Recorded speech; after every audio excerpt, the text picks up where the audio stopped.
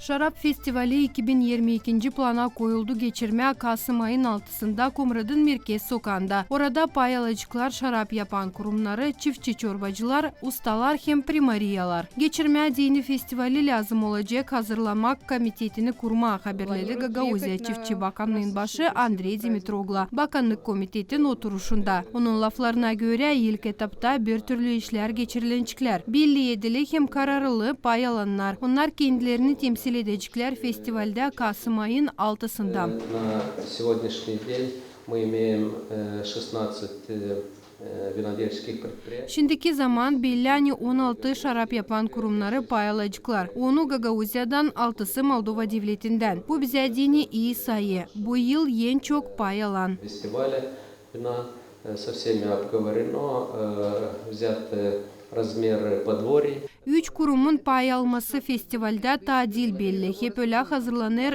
liste şarap yapan kurumlarından hem çiftçi çorbacılarından angları ödülleri kabul edecekler. Biz biliriz hani oluşun baş davası yardım bizim çiftçi kurumlara, şarapçılara. Böyle genişlederiz ortakları, yükselirderiz şarabın satılmasını, yeni iş anlaşmaları imzalarız.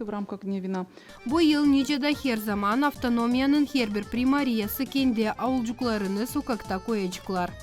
Мы тоже уже провели определенную работу с творческими коллективами. Хочу сказать, что на сегодняшний день у нас... Biz artık yaratıcılık kolektiflerinden çalıştık. İsterim söylemeyen şimdiki zaman bizde 16 yaşamak yeri kayıl kendi avulcuklarını getirme. Belli ettik onların büyüklüğünü. Nişanlayacağım hani yıldan olayın sınırları genişlenir. Свои границы настолько, насколько нам позволяет центральная площадь города Комрат.